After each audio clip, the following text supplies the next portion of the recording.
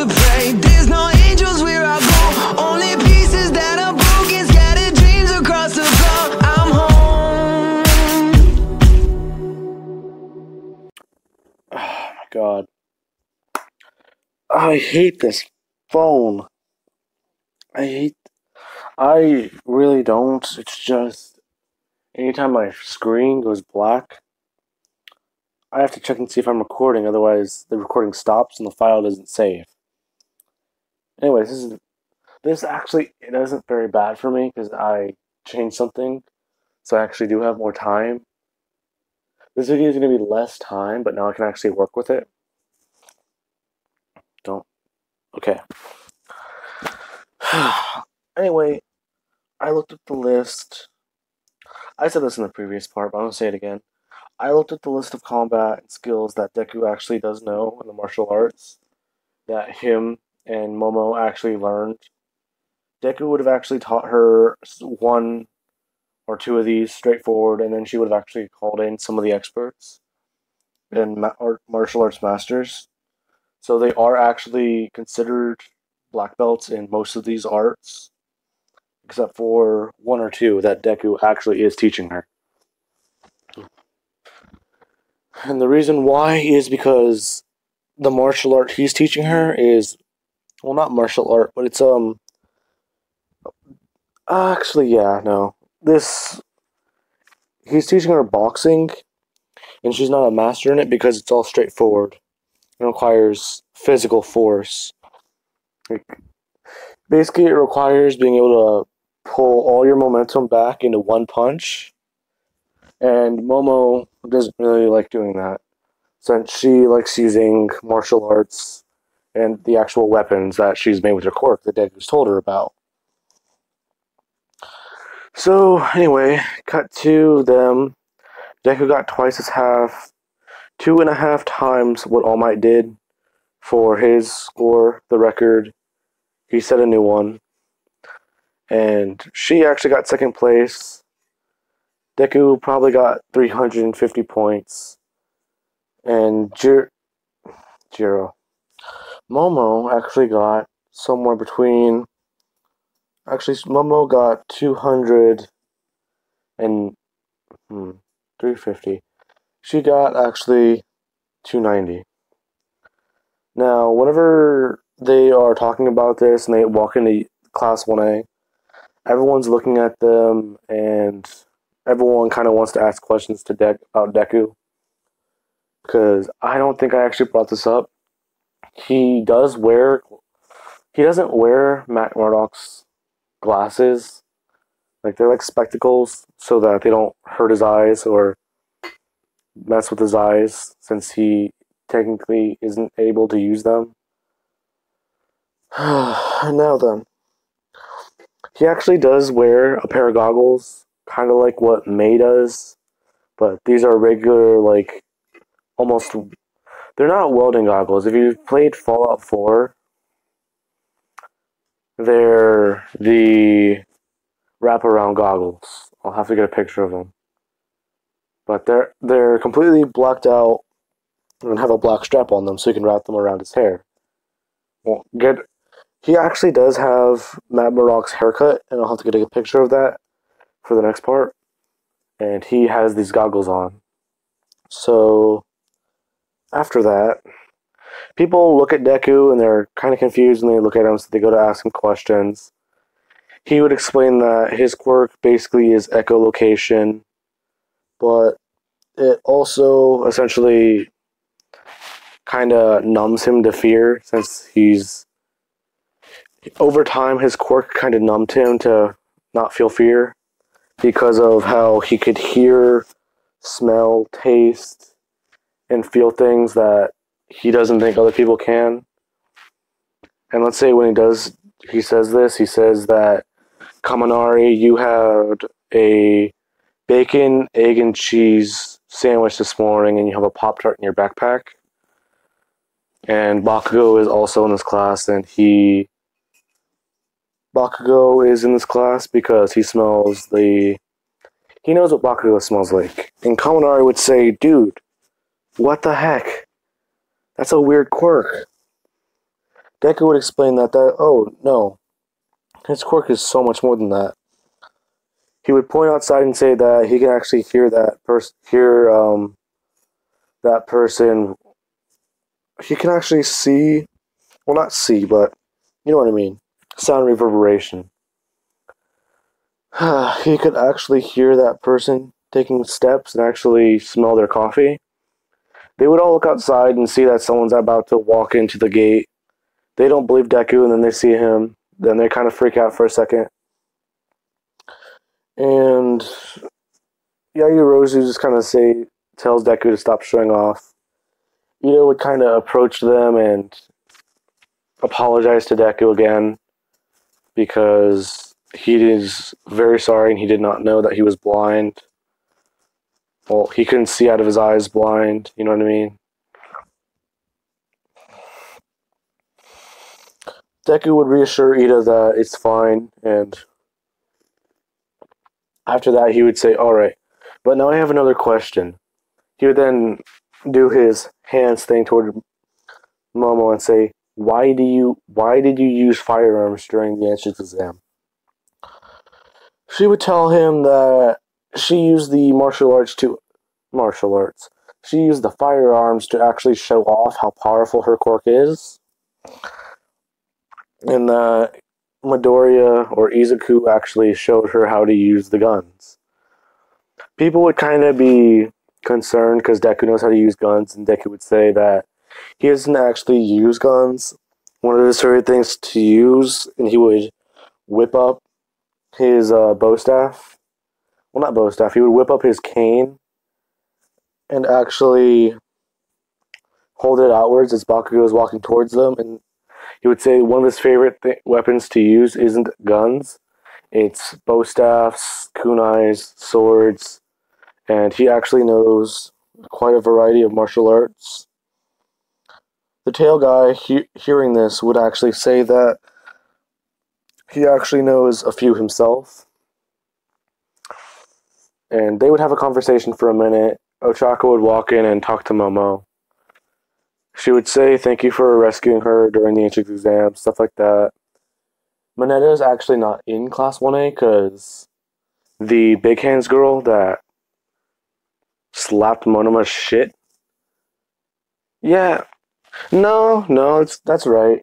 Monoma deserves it. She's actually there, and she would approach him also and start talking and start asking questions. And Deku would then say, who else is here? And then he would walk around the desk, and he would actually walk towards Aizawa's desk and actually look underneath it. And Aizawa's there sleeping in his sleeping bag. And he would tell Deku to stop screaming. He is their home teacher. They would do their physical combat test. Physical combat. They would do their whole test with... Actually, no, this works out perfect. Okay. Sorry if I got a bit loud there. They would do their whole test with, if one of you guys comes in last, you're going to be expelled. You're going to be expelled from my class. So Deku would be changing. Kirishima would see that Deku is built and actually ripped. He would ask what kind of training Deku does. Deku would explain that for the last 8 or so years, 9. Actually, he's going on 9. He's been doing a lot of training. And in the last year, he's actually been training with Momo, the girl he walked in Class 1A with. And all the guys there are kind of... Kaminari and Zero. They're those two guys who are like jealous of Deku because they think him and Momo are dating. And whenever someone asks this, Deku would actually kind of say that, they're not dating, they're just training buddies. They train together a lot because last year, before summer break let up, or summer started, I don't exactly know how Japanese school system works, but let's go with that. That he saved her from a sludge villain, and All Might actually arrived to help help out and save them both. And everyone kind of like look up to Deku because as he's saying this, he's actually changing and getting out there. Yeah, Deku, he comes in first in nearly every category except for the ball throw. For the ball throw, he actually does hit over 1,300 meters, and Momo actually does do better, so she comes in second. Yaoyorozu comes in. Yaoyorozu comes in second. Deku comes in first for most of it. Bakugo is angry because he thinks Deku had two quirks this time because Deku actually never really. Deku barely saw Bakugo over the 10 months, so yeah. This time, uh, Invisible Girl actually does get kicked out of 1A this time because she lost, and then Shinsho would actually be introduced, and I kind of have an idea for something with his quirk. No, actually, that won't work. I was gonna say during the sports festival, whenever he tries to hypnotize or brainwash Deku, it won't work because he can't see. But his quirk basically works off of if you answer a question, he has an opening into your mind. Anyway, Deku and Momo and everyone would suit up into their hero costumes for combat training. After that, after Shinso gets introduced as he's going to be replacing Invisible Girl, Momo would kind of like tell Deku she didn't think he was serious, and Deku would assure that he is. He can hear his heartbeat. Everyone's kind of listening to their conversation, and basically they ask, is Deku basically a human lie detector? And he explains that his quirk is like that one member of the Pussycats as they're all walking towards the changing rooms. Now then, Deku's hero suit and Momo's hero suit. They are different. Mostly, Deku's is a completely different hero suit, and Momo's is actually different. But I'm going to have to explain her suit again. Anyway, Deku's hero suit looks somewhat like this and this, but mainly more like that, but without the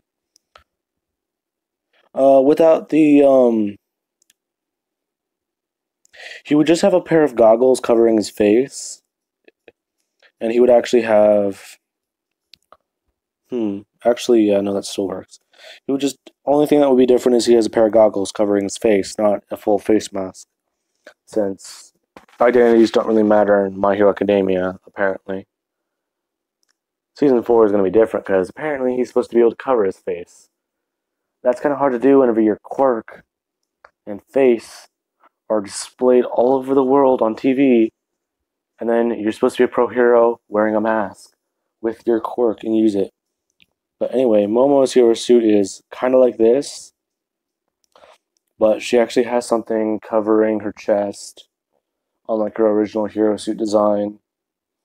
And she actually does have she has like this whole flap area that comes down actually covers where her thighs are down to around her knee area, and that's because she's still a high schooler. Well, she's 16, 15 actually. Kind of makes it worse. And Momo would actually like it better because it may not show as much skin as her quirk requires, but it still meets the requirements with the arms and most other areas. Especially since she needs more breathing room with her quirk. But after that, they would all walk out. People would look at Deku and Momo and see them like this and kind of comment on how Deku kind of didn't really change a lot. His suit's just, it's more muscle definition, and Momo, Zero, and Kaminari are trying to hide the fact that they have nosebleeds, is basically what's going on. Anyway, Deku and Momo versus the Big Hands Quirk Girl and the Tail Guy. I'm going to need to find their names. I have not seen My Hero Academia in a while, and I need to rewatch it, like I have said. Because Season 4 is out, boys. Anyway, they would all begin. Deku and Jiro are actually the... Deku and Jiro, god damn it. Deku and Momo. I'm still used to doing yesterday's what if. I kept saying that her name all day yesterday during recording. I got used to it, everyone. Okay. Deku and Momo are actually no, not recording. I'm recording. I only have this weekend off. And I've been trying to enjoy it, but I've been so tired. Anyway. Deku and Momo are the villains. And Deku would essentially tell her that she has actually like holsters on her belt. Like she has the belt her original hero costume has designed, but since she has holsters on it, and she actually would shoot rubber bullets, but she kind of only does that in case she needs to. So they're just sitting there, kind of. They're more for like if she needs to at long range, she can use them. But for close range, she can use her quirk and actual weapons. So now then, the tail guy and the big hands girl actually would rush into the building. Deku is actually sitting at the bottom of the staircase. Actually, no. Deku, he's in the stairwell. He's at the top of it. He just leaps off. He doesn't care. He would leap off, and immediately, as he's falling, All Might would be screaming at Deku that he needs to stop or slow down. Deku would just immediately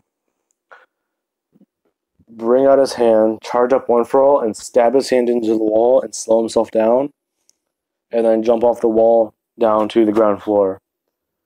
And everyone's thinking that was really cool, but that was also terrifying because Deku might be the devil himself with how fast he's moving. Anyway, well, they think Deku might be the devil because of the way his hero suit is, and with how he can go from completely calm to utter seriousness in less than 3 seconds. Deku and these two are fighting. Deku would actually say that they said that they both knew forms of martial arts and to prove it against him, and he won't use his enhancement quirk.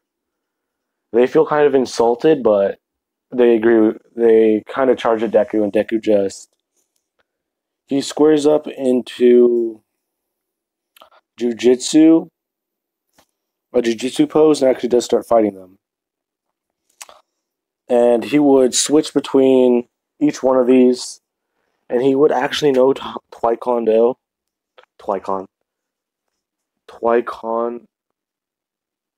Fudge. Taekwondo. There we go. That's better. And he's fighting them, and both of them are actually realizing that they keep shouting out the names of different martial arts that Deku's using. And Deku would say that he said he knew many forms. And he would actually knock out the tail guy by throwing him into a wall and actually hitting a nerve bundle in his neck and actually a part of his ribcage. And after that, Deku would tell her that he just wanted to see where they stood and that he would let them pass. And All Might is just thinking that he really must be that cocky. But no, Deku would essentially tell her that he just wanted to see where they stood. Now it's Momo's turn to do her part. As he says this, she was kind of watching in the background because they were kind of paying attention to how Deku and the tail guy were fighting. Because it was almost hypnotic. Let's say that. It was almost hypnotic the way all three of them were fighting. Because Deku was holding his own against these two. they were near, if not equally matched to Deku. Both together fighting at once and using their quirks. Now, Deku, well, not Deku, Momo, I got it. I caught myself there. Momo would actually walk into the room and start fighting with the Big Hands girl. And they're actually fighting, and both of them are seemingly matched up together until Momo actually would start jumping around the building and jumping off the walls and actually create different things about her quirk. Like, she'd create like steel toe on the tip of her boots. Oh, actually, that doesn't make sense. Nah. She would, crap, I don't see how her quirk could actually do this now. Actually, yeah, let's do this. So she is actually wearing boots in her hero costume, and whenever she does actually go to kick her, she would have created a bow staff and knocked her in her temple, disorienting her, and then she would have come in and punched her in the bridge of the nose, knocking her out. Now, All Might would kind of say that the villains win, but he would tell them that, like, everyone would just be questioning, like, what just happened, because essentially these two have just won even though they weren't supposed to. Not even that, they would kind of question how strong is Deku actually, because he didn't use his second quirk against them. So this must just be his regular strength. Now then, in the next part, I will be going over the USJ attack and the sports festival is going to have to be a different video, but yeah, essentially everyone would walk back into the room. Deku and Momo are actually acting. Well, they kind of stopped being serious and they actually like started laughing and actually smiling and like they're actually enjoying what happened. So they're actually like talking, kind of laughing a bit. They're being playful with their personalities right now. That's what's going on. They can still be like, they might be serious, yes, but they're also still playful, as in like they still have a sense of humor. So everyone's kind of watching them as they just drop from serious to like cheering on that they won and stuff like that. So yeah, that happened. And let's see. They would go back to. Actually, no, I'm just going to end the recording there. Yeah, in the next part, I'll be going over the USJ and some other stuff. So catch that in the next part.